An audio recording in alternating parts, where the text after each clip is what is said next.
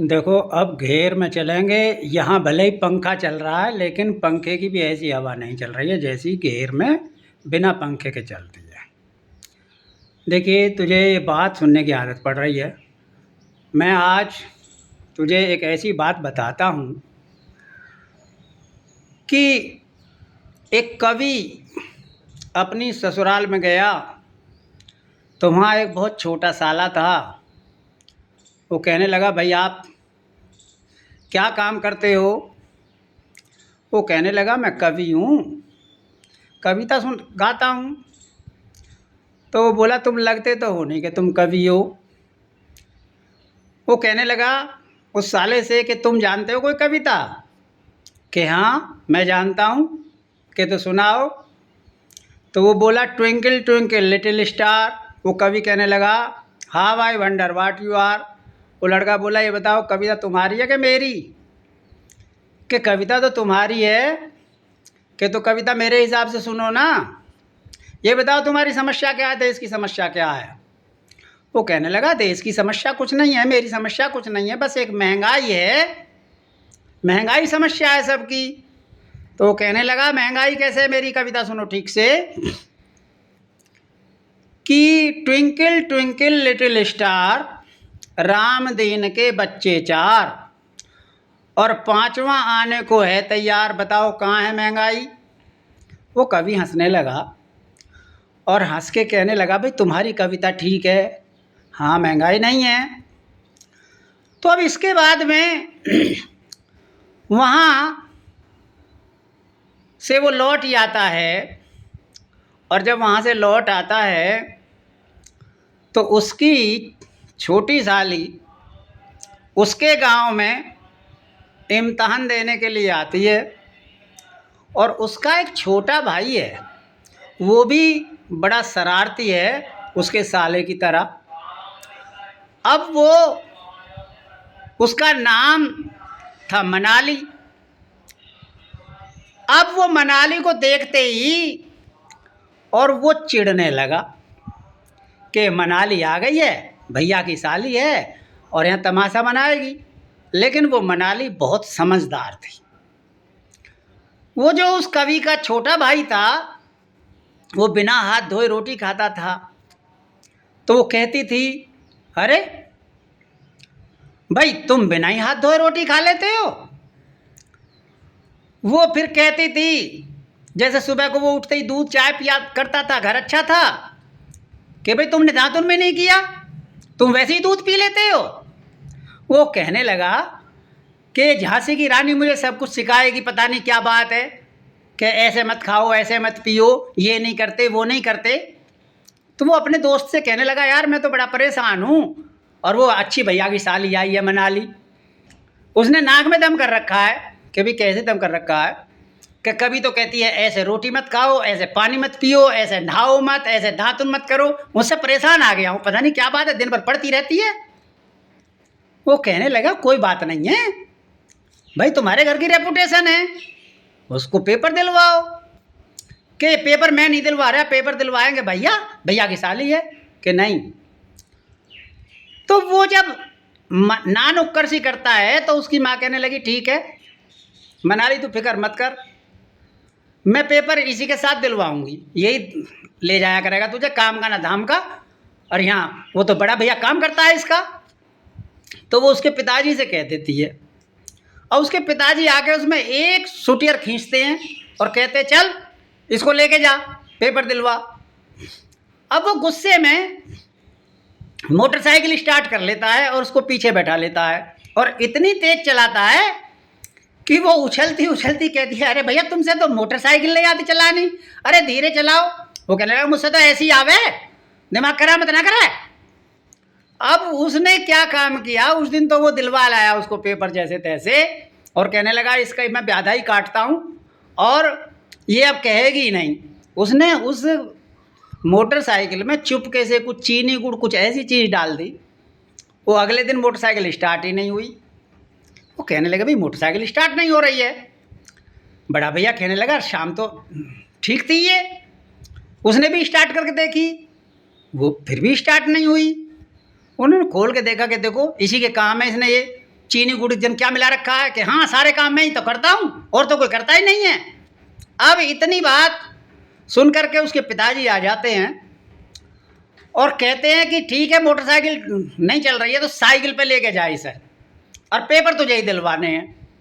और वो पिताजी से थोड़ा डरता था, तो मोटरसाइकिल तो छूटी, अब साइकिल से और लेके जाएगा उसको पेपर दिलवाने के लिए। स्कूल थोड़ी दूर था, 10-12 किलोमीटर। अब वो साइकिल से चल देता है, तो वो उसको समझती है कि ये बेवकूफ़ तो है ही, इसको और थोड़ा सा नर्वस किया जाए। वो कहने लगी, भैया तुम कौन सी क्लास में पढ़ते हो? वो कहने लगा, मैं कौन सी क्लास में पढ़ता हूँ, जौन सी में पढ़ता हूँ उसी में पढ़ता हूँ। वो कहने लगी, ये बेवकूफ़ है बिल्कुल। उसने कहा, तुम ये बताओ कौन सी क्लास में पढ़ते हो?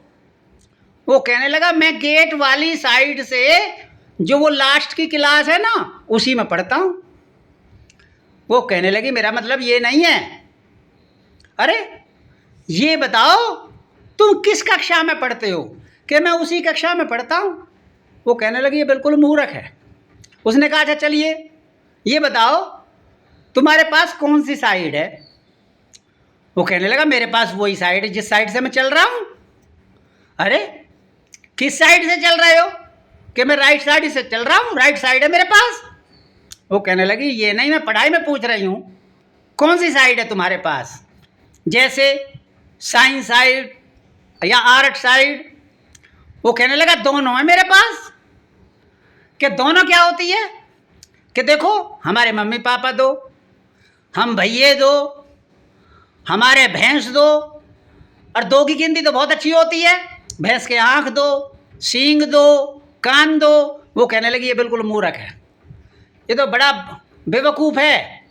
अब वो उसको पेपर दिलवा लाता है, अगले दिन वो साइकिल भी तोड़ देता है और कहने लगा, अब मैं नहीं दिलवाऊंगा पेपर, साइकिल टूट गई है।